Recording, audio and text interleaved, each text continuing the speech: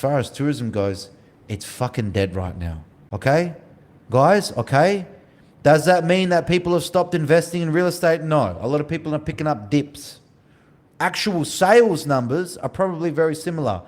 But if you think you're going to get bamboozled by some influencer that's telling you it's nothing, it's back to normal, everywhere's packed, you're fucking delusional, bro. It's not. I'm not getting this report from one friend, two friends. I've got many clients that are there right now. I have a residency there. I'm giving you the honest, in the middle truth. Have your friends reported to you something similar? Yeah, my friends have said it's quiet, and it should be. There's tensions increasing, so people should be wary.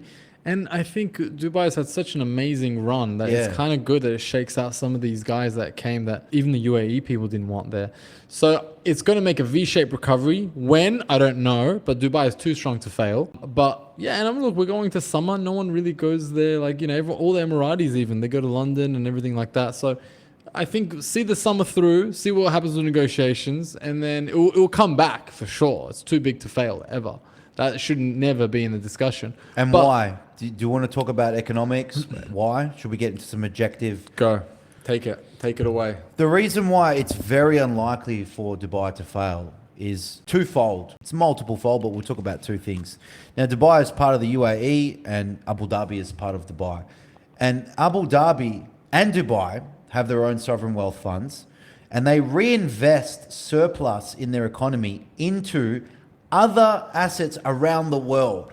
So for example, Dubai and Abu Dhabi invest in American tech companies. That means that even if the GCC is shut down, they're making money as a means of those investments within their sovereign wealth funds that are investing in industry outside of the UAE. Okay, that's number one. Now, their sovereign wealth funds are massive. They're not trivial. I believe it's number 3 or 4 in the world. We're talking about trillions here. Okay? That's the first thing. So the runway they have, even if they were to sell off assets within their sovereign wealth funds tomorrow, it's years at this rate. Yeah. You have to keep in mind, guys, that there's only 1.2 million Emiratis-ish. All right. So per person, what they have, if they were to liquidate sovereign wealth funds and their foreign reserves, you have to understand that each citizen would have like $2 million. They could go forever. They could all theoretically leave Dubai, live around the world, and then come back and have enough money to do so without working. That is how rich they are per capita. That is how intelligent the leadership were, not only at extracting the most they could out of their hydrocarbons, out of their energy, so oil, but then reinvesting those profits into a post-energy economy. And Dubai right now is considered a legitimate post-energy economy. Legitimately. Tourism, aviation, services, manufacturing, real estate. You have to understand they've got more than just oil. Now, on the topic of oil, although they can't go through the Strait of Hormuz, there are other pipelines. Now, the reason I'm not going to talk about a lot of the other pipelines, I don't want that to be considered a potential infrastructure target. You know, so I've been thinking about, if I talk about what I know about the GCC geographically, what if that gets into the wrong hands of someone that considers that a threat? Did you ever think about that? Because these strategies, I'm sure, Iranian regime officials are actually looking at some of these analysts talking about ways that Iran could target them and thinking, oh, that's a good idea. Fuck, I didn't think of that. Even though they probably know, I'm not going to talk about that, but there are other pipelines whereby some energy can get out. And if some of that energy can get out, because the oil price, because the Brent crude, that actually adds a bit of a buffer because they're making more money on that profit there.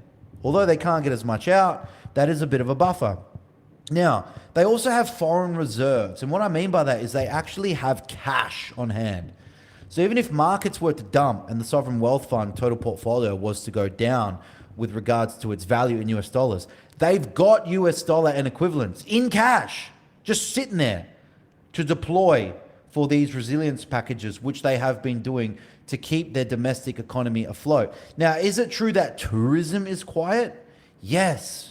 But they have a domestic economy, a local economy in Abu Dhabi, in Dubai, and other Emirates, which means that for people living in Dubai, life is just about as per normal. Sure, you're going to see reduced menus at certain restaurants, maybe some businesses have closed, but anything that required residents to transact with other residents, it's still there. Your gym's still there. Talabat food orders is still there. Okay? So unless we see a barrage of missiles and drones come into the UAE and legitimately hit civilians or civilian infrastructure, then life goes on per normal, just at a reduced rate with regards to tourism. And I would also say import re-export, because those ports there, I'm not going to say which ones again, are within that strait, although there are some other ports and other pathways they can get things out. Okay, so does that make sense? Do people understand that places like the UAE don't suffer from Dutch disease in the way that places like Bahrain does? Bahrain's in debt anyway to other GCC nations, literally. Do you understand that Dubai especially, or the UAE especially, is far more diversified and far more insulated than other GCC nations? It's not Qatar, which quite frankly is up shit's creek without a paddle. They've got their sovereign wealth funds, but their their LNG op is on hold. It's a bad spot to be in. But guess how many citizens Qatar has? These petrostates are so rich per person. They've got like 300,000 people, bro. They could retire tomorrow. If Iran's like, you're done, your LNG and Qatar Airways op is done, they're like, cool, mate, we'll sail off to the sunset. We'll go live in fucking Turkey. They could. They're that rich. Okay? Now, what does this mean for expats living there? Okay. Some expats involved in tourism, in real estate, are going to have to ship the fuck back home. But guess what? Dubai says, when you're ready, come back. We'll be here. We're waiting. You pay your trade license. You pay your Emirates airline flight. And things come back to normal pretty quickly because they don't rely on that many people to sustain this economy within Dubai. You asked me how my friend, like what are my friends saying in Dubai? You know, Dubai, the Dubai that we see now is very different Dubai from pre-COVID Dubai. It was a lot more local. There was only a handful of restaurants that everyone went to, and everyone would see the same faces and say hi, and it was like a community feel. Now they've got more beach clubs per capita than anywhere in the world, and they've got all these different restaurants. Now nobody really sees each other because there's so much shit to do. You could go to every single restaurant and just not see all of it by the end of the year. So everyone's saying it's going back to the community feel that we really liked, but we know it's temporary. People are going to come back and start making it busy again. But that's the feedback that I'm getting. Yeah, and you know, pre-COVID, I believe that was before the golden visa option. Is that correct? And it's also before the Ukraine-Russia war. So obviously you had a lot of nationals come from Russia, Ukraine, and the affected areas. And that direct investment from that war was beautiful because Dubai marketed itself as a neutral location. You can come here, your capital is safe. And that signaled to the world that, hey, if America can sanction Russia, they can sanction anyone. Dubai is a bit of a safe haven with regards to that. Now, my boxing coach is here. Yeah. So we'll wrap it up. All right, everybody. Cool. Thank you for the Cheers. questions today. Bye, everybody. Ciao.